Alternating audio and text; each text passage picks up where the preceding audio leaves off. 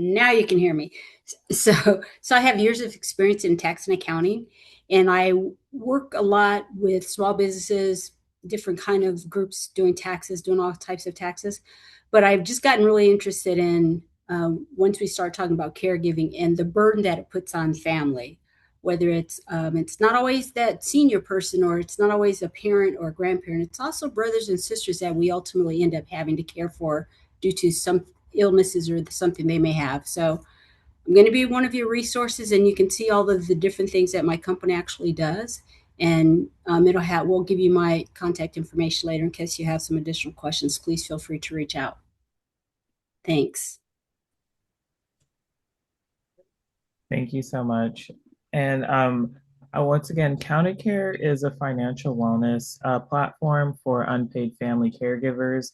So, what we do is we help you track medical and dental expenses against Publication 502. So, those are like prescriptions, tracking mileage to medical appointments, and then also helping you identify, potential tax credits you might qualify for as a caregiver. So we're available on the App Store and Google Play. So I invite you to download, especially in preparation for tax season, and really to just help you, keep um, your medical expenses organized, right? So that way, when it comes time to file your taxes, you know whether it's better to take the itemized or the standard deduction. Then it also has like a chat bot, so that way you can kind of ask questions, but always feel free to reach out as well.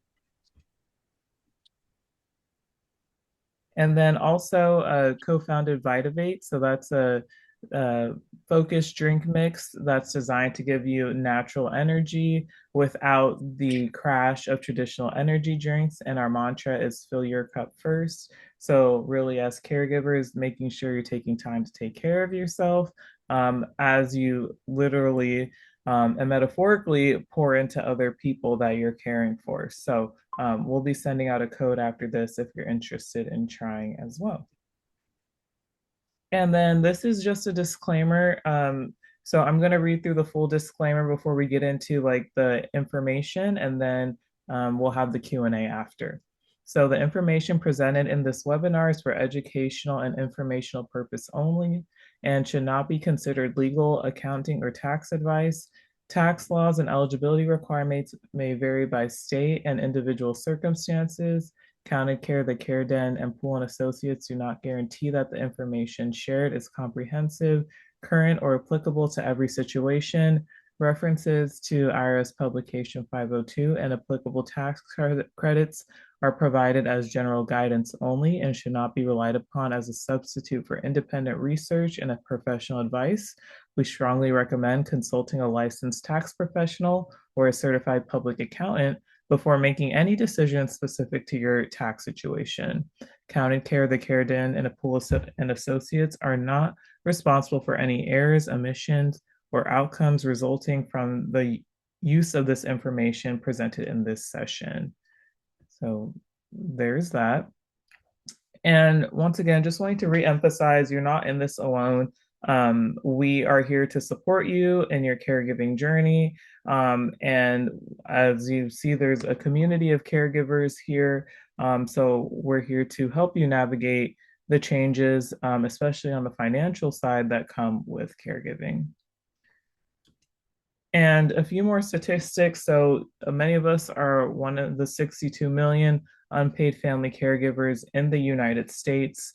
26% of household income is spent on caregiving related expenses, and many of us are not aware of potential deductions or credits that may exist. So we're really trying to help fill in that gap. And so, what we'll be covering today is the filing statuses and dependents, standardized versus itemized deductions, understanding Publication 502, potential tax credits that may be applicable to your situation as a caregiver, and then the Q&A.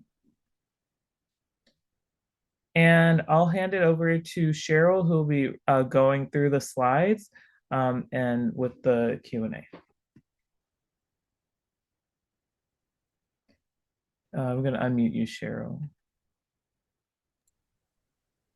You think I never did a call like this before.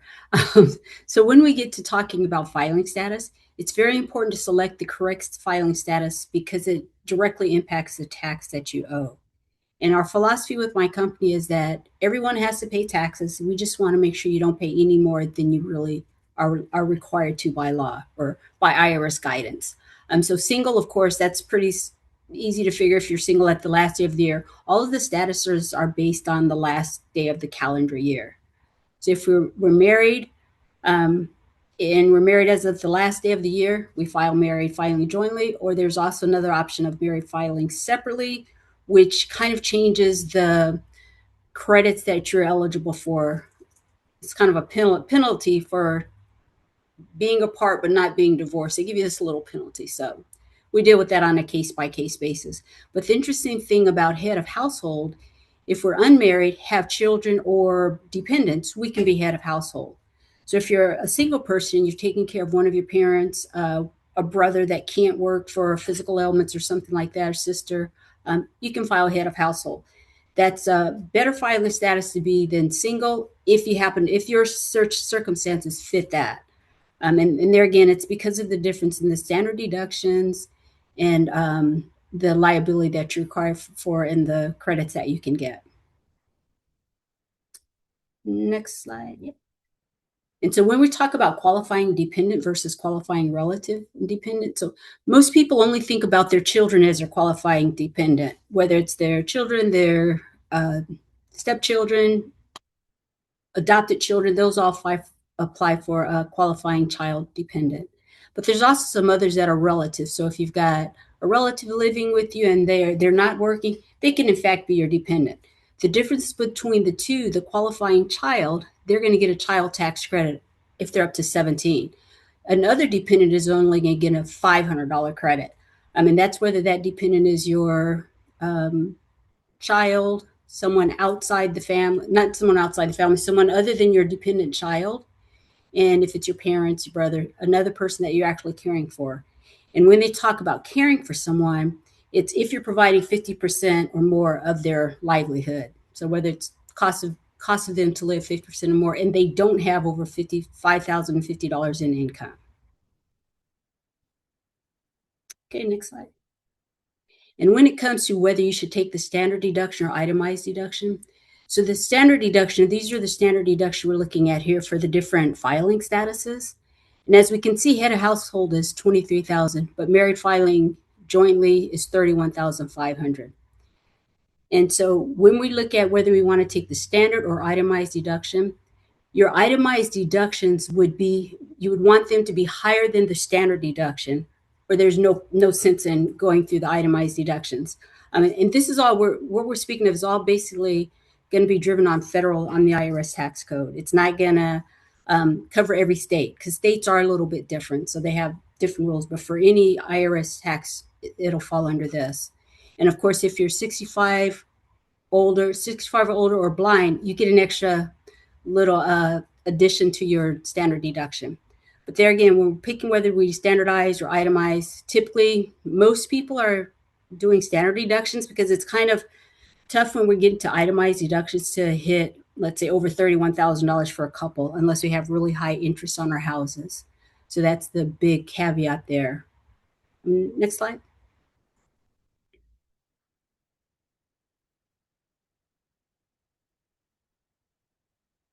There we go. Okay.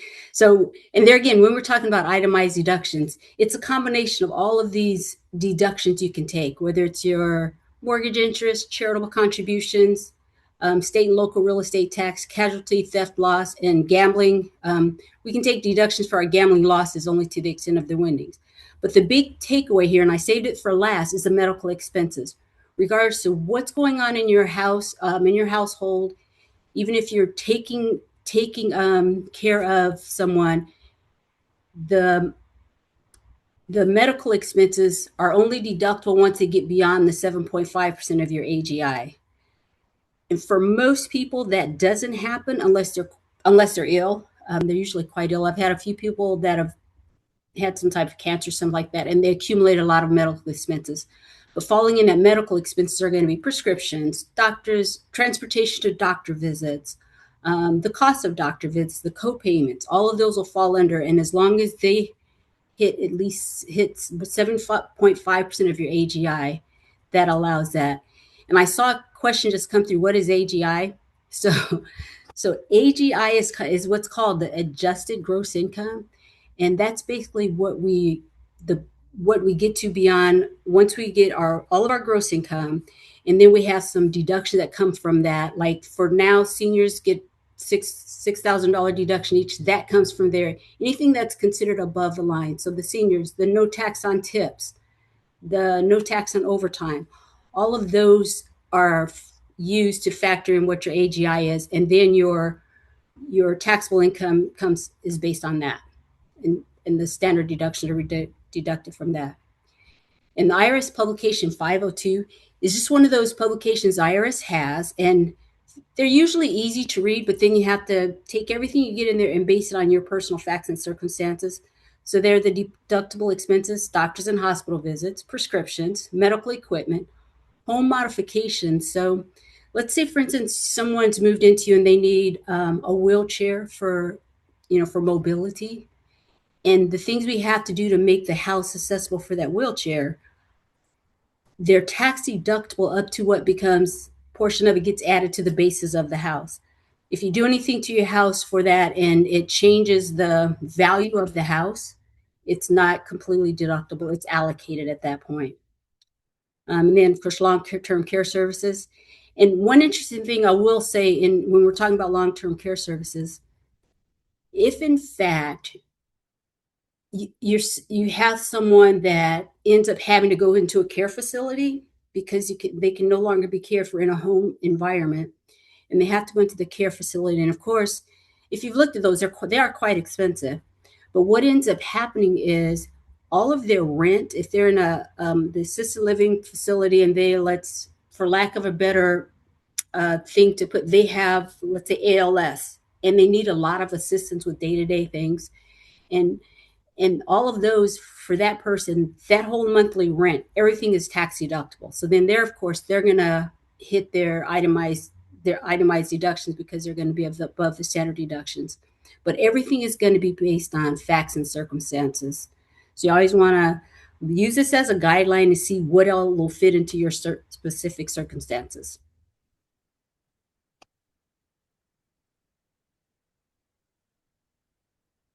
And some of the credits you will qualify potentially. So there's a credit for the elderly or disabled. And that's, like this year we get, when we're looking at our income, and especially when we're looking at seniors' income, and I say that because a lot of times when we end up caring for someone, they are over that age of 65 potentially, and maybe on Social Security.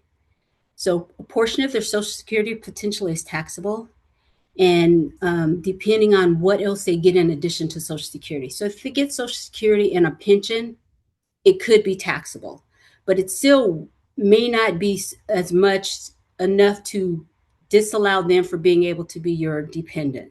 So there again, I hate to keep saying this, but everything is going to be based on individual facts and circumstances. But I do want to say one thing, and this is because I talked to a young lady the other day, and she takes care of her parents, and they haven't filed taxes for a couple years. And for the most part, people that get Social Security do not have to pay taxes. They do not have to file taxes every year, but many of them do if they have additional income. For this couple, the Social Security has a voluntary tax, so they would actually take out federal income tax out of your Social Security check and give you the net. Well, the only way to recover that is to file your taxes. And so her parents have been not filing taxes because they figured they weren't working, they didn't need to, but they have taxes taken out that they're eligible for a refund. So making sure when we're caring for someone, we look at their situation so we can decide how that'll fit into our situation. When we talk about the child and dependent care credit, so we talked about the children, and they're under 17, they get a certain credit. And then there's expenses that we have employers that will have money that they'll set aside for children and for their care, and that we get is covered from 20 to 50% of the care expenses. And then there's changes every year, so we have to, which is one of the things that I do. I make sure that I'm on top of all of those tax laws, because when I prepare someone's taxes, I have to know, okay, well, did this law change this year? Because many of them, the care credits and the allowances, the standard deductions, they're all going to be adjusted based on inflation for the next few years at least. So, and it's one of those things. Each administration that comes in, as we change administrations, there's certain tax changes that will change. So always be ready for that to happen. The earned income tax credit is another good one. It's kind of but it's for lower income people, and your income is based on the family size.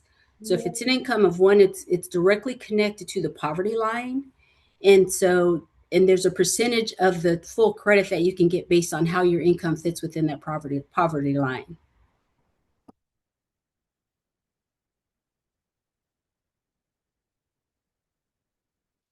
And some of those other education credits are good. So keeping track of going to school, lifetime learning credits. So when we're doing that, and even if we're doing have a care in the caregiver role, we still have to look at everything else for our whole family. So it's all those facts and circumstances I talk about. If we're in there, we still have kids going to school. We want to make sure we get those credits as well as the credits for caring for our um, the folks that are in our hands to care for. Child tax credit, we talked about that a little bit, and then the other dependent credits. So for any, whether it's parent or anyone other than your children under the age of 17 that you care for and they're your dependents, you automatically get a $500 credit for each one of them.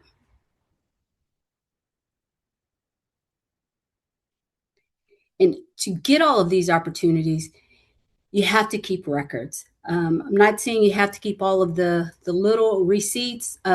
My thought is always kind of scan those receipts in, or Lauren has developed an app, and you can store those receipts there. And when you get ready to get your tax prepared, or if you're preparing your own, when you get to that point, you'll have all those numbers and just add them up, and then you can do your taxes from there.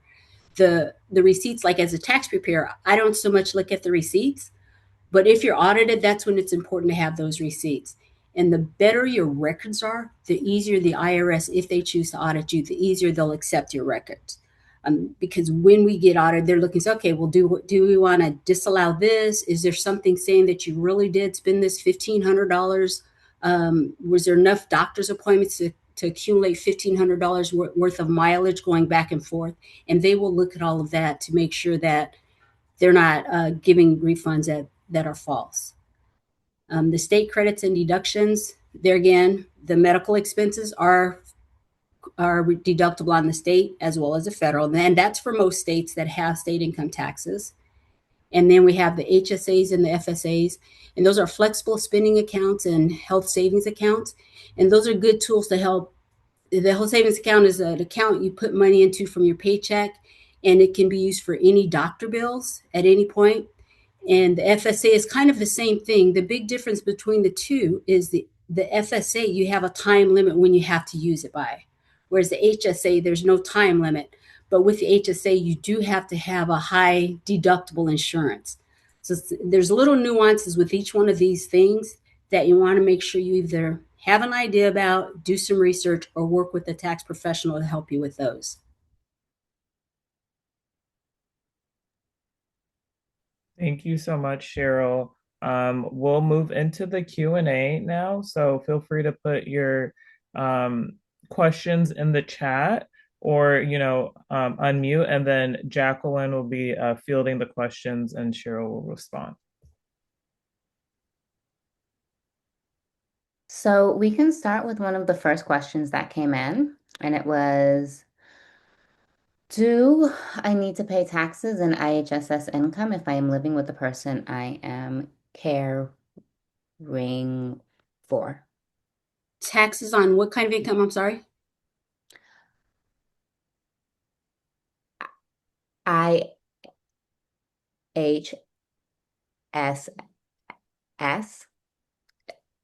It's in-home supportive Okay. services. It's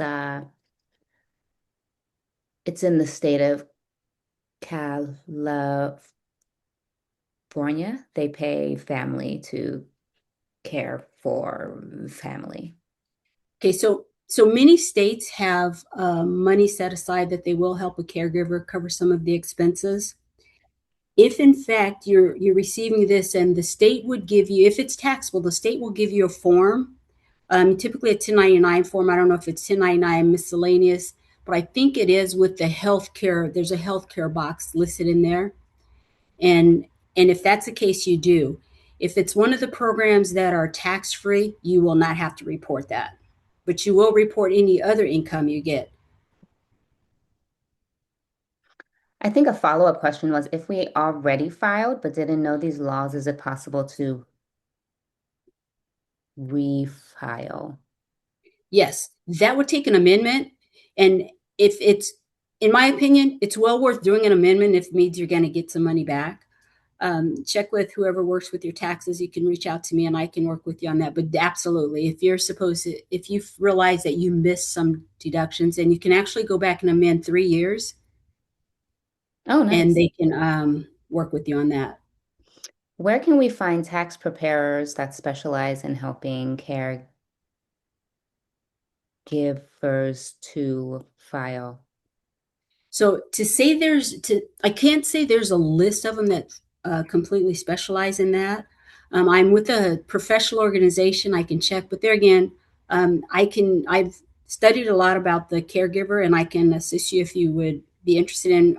At the end of this, you'll have my contact information, and feel free to reach out, and we can talk through and see where you are with the process and see what your facts and circumstances are to what credits and or deductions you are eligible for.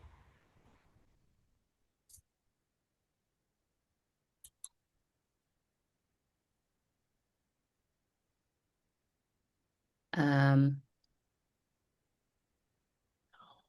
While we're waiting for new questions, I remember in the last session you had shared that there was a organization that teaches you how to prepare taxes. Um, Yeah, I think the last time we did talk about, there was somebody that was interested in that. There's an organization called, I think it's Intuit, that they yes, will yes, teach yes. you how to prepare taxes. And the only thing I recommend on that is always that making sure, so the tax law changes so frequently. So it's always important that even if you learn something one year, making sure that you're doing all that you need to understand and know the all of the changes for the following year. And that's something that, through this tax organization, I'm a member of the National Association for Tax Preparers. And that's one of the things that we focus on, is making sure that everyone who needs information that are tax preparers are getting that. Um, all tax preparers are not CPAs. Some people think they're all CPAs. They're not CPAs, nor are they required to be CPAs. I'm working on becoming an enrolled agent, but I do have a certification with that I can go and represent people in front of the IRS. A little bit different than a CPA, but and a little bit different from the enrolled agents. But there's a lot of different things that the IRS has said, okay, you're qualified, you've taken this test that we provide, and so we're letting you know you can do that. So there's a lot of things like that available, and just making sure that regardless to whoever you use for to prepare your taxes, making sure you're answering the question. And my hope is, and our hope is, with doing this, if nothing else, it helps you think of some of the questions to ask, because it's the the volume of people providing, doing caregiving and him in-home caregiving is just growing, and it's going to continue to grow, because they talk about the sandwich generation, and so I don't think anything's going to change to back those numbers off. So it's just good to be in the know so you can know what to answer, to what to ask. We have another question that's come in. What if any cost savings are available for those of us who are unpaid caregivers who live separately from our parents? Can claiming a parent impact our parents' aid? If you are, let's say, for instance, you're financially assisting them, and like, and I'll use an example as my parents. So my parents lived in a home for some years, and they were homes are paid off, so it's not like they had a lot of living expenses out of the ordinary. But they did need some assistance. So as my sister would provide them, she would go over a lot and whatever they needed, food and things like that. So for their regular care, for what it costed, she provided more than 50%. So even though they didn't live in her home, because she's providing more than that 50%, she can still claim them as a dependent. Mm. So for Mm. those that have not had to, where they haven't had to give up their location, they can still be claimed as a dependent. It's that 50% rule that we want to make sure we're adhering to. The next question is, if I get reimbursed from a long-term care insurance policy and don't have a W-2, how should I file?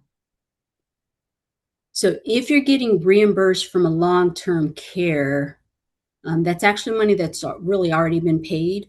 And so that falls under a different little circumstance. So if that's the only money you're getting, I must say, I would have to check on that because many insurance payments are not taxable. And I've personally never had that come up, so I would have to check on that. So whoever this wants this, if you reach out, send me an email, I'll definitely look up and find out the correct information, the correct guidance on that. Okay, our next question is, I moved my mom to a small home 4 doors down from me after my dad passed, so she does not live in my home, but I'm I I essentially do all her care like in assisted living, but it's just me. Transportation, attending appointments, meal delivery, so on. But she does not live in my home, and my brother files her taxes. So, guessing this is not applicable to me because she's not my dependent. Right. So trying to think of this a couple different ways. Depending on, there again, I said everybody's facts and circumstances are a little bit differently. There's some people that may have to file their taxes, but it can still be your dependent. So it would all depend on whether she's filing for Social Security, or whether she has a big pension. And then if you're still providing 50% of her care, that would be taken into consideration. So you could, in the worst case, get the $500 dependent care credit. And then looking at some of the other expenses that you have, it's quite possible that you can still take some of those off. I'm imagining she pays for her own prescriptions, but a lot of transportation to the zillion doctor's appointments. And yeah, and that happens. And Yeah, she there's has good, and this is Jennifer. She has, pretty good medical insurance. She did not work. She had a head injury in her 40s and, really doesn't have her own income or it's all from my dad's. okay, so she probably draws his Social Security. Yep. Yep. Okay. So it would all depend on why she's actually having to pay taxes, because a lot of times, and how much Social Security she's getting. So one of the things you always want to look at, if you see someone that's um, getting Social Security and the amount they're getting is such that wouldn't be taxable, but yet they're have income tax taking out, the voluntary income tax is being withheld, then they must file taxes. If they're getting Social Security and they're not getting anything in addition to that, they may Mhm. not have to file taxes. But she could still potentially be your dependent if, in fact, you're providing over 50% of her care. So that would take for you a little coordination with your brother to find out what her tax returns are looking like. Okay. And yeah, and sometimes I can say sometimes siblings aren't the easiest people to kind of work with on that, but go Yeah. that route and find out exactly what's going on there. And if you need some assistance once you find out, just reach out and I'll be glad to talk you through some stuff. All right. Thank Hmm. you. I appreciate it.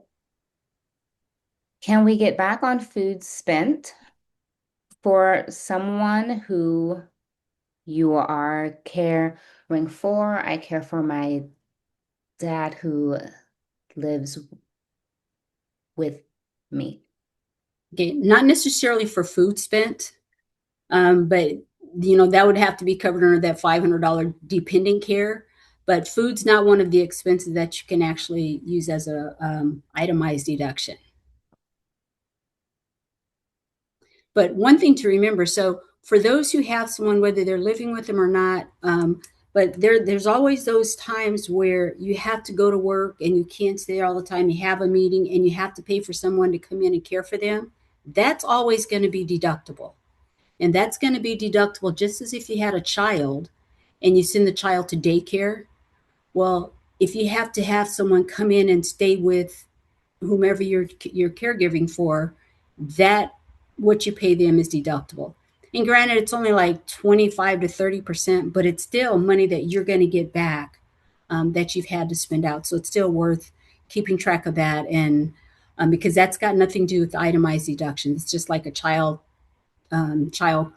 dependent care expense, and that's what that falls under. Hmm. What if you are a renter and have made modifications to the apartment for the care of your loved one? How can you claim those costs made on your taxes? If you're a renter, no, your landlord would have modifications, because typically when you rent and you make modifications, if they're permanent modifications, you can't unmodify. So that typically would end up being a benefit to the landlord. Mm, okay. Uh, Jorge asked, is taking my mom out to eat a deductible? No, that is not. Yeah.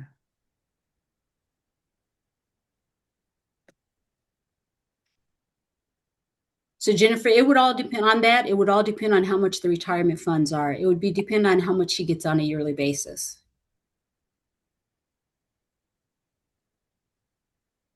Okay, thanks. I would You're love welcome. to be able to message you after I get more information from my brother. Oh, absolutely. Yeah, absolutely. And then we're going to have all the connect information, but I'll go ahead and just type it in here real quick.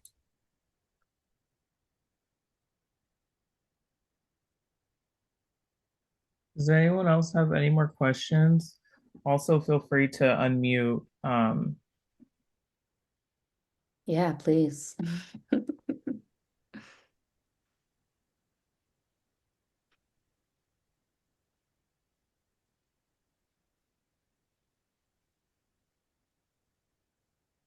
So I think it's Jorge. She says she only gets $1,200 a month. Is that in her Social Security?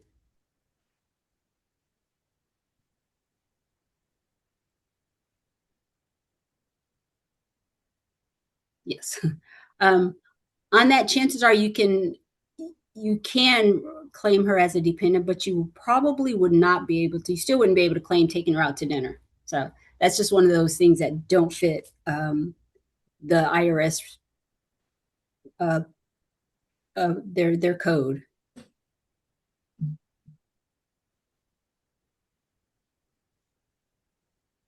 But I did put my email in there. Anybody that wants some further information, please send me an email, and we can kind of get an understanding of your situation. I can get some documentation for you. Yes. And if we don't have any more questions, this is the QR codes to all of our websites. And this link to this presentation will be in the follow-up email. So be on the lookout for that.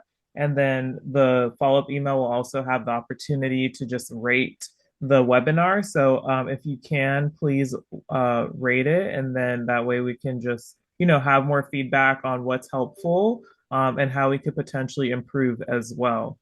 So definitely please join the Care Den. Pool and Associates. She is offering a discount if you mention that you joined. Also, Counted Care, it's available on the App Store and Google Play. So you can download the app today, and we have like early user pricing. So that's $3.99 a month. And then Vitavate will be sending out a code as well for a discount. So please stay connected with us and follow us on social media. As we try to cultivate a community and provide more care for caregivers.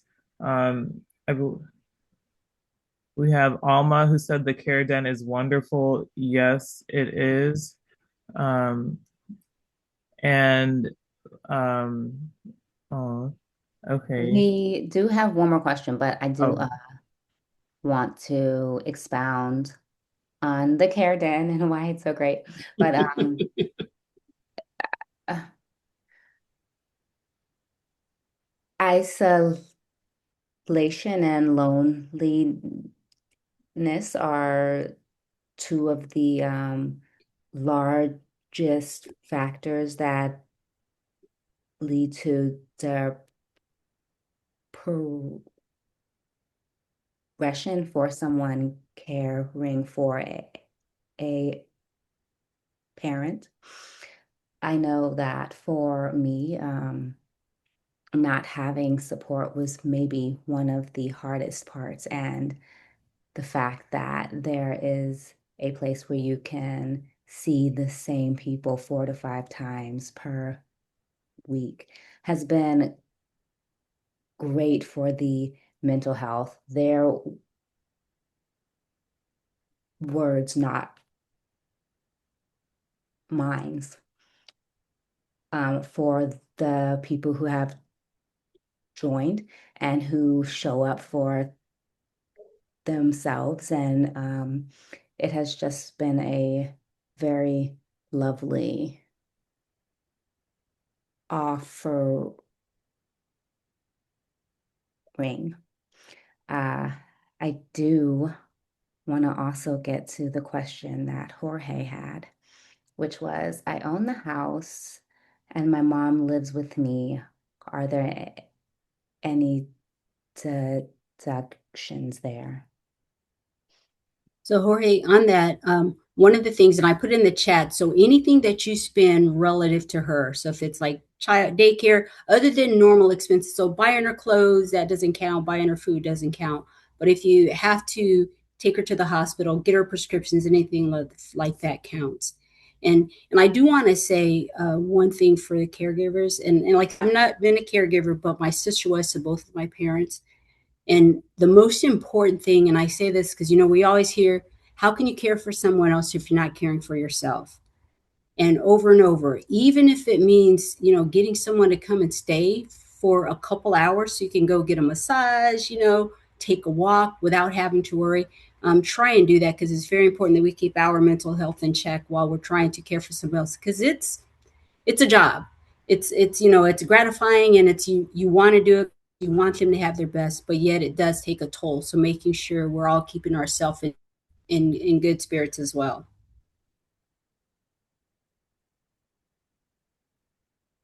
Thank you all for putting this on. Much appreciated. Absolutely. And we just want to make sure that everyone's questions have been answered. You do have the contact for Cheryl as well. So I guess going once, going twice. 3 times. All right, guys. Well, we really appreciate you joining us. This will be recorded and saved, and the link will be sent to everyone who signed up. I'm sending all of you love. Thank you for showing up for the people that you love, and I pray that you have the support that you need as well. Is there anyone else who wants to say anything?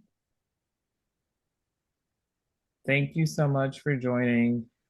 Please continue to just share.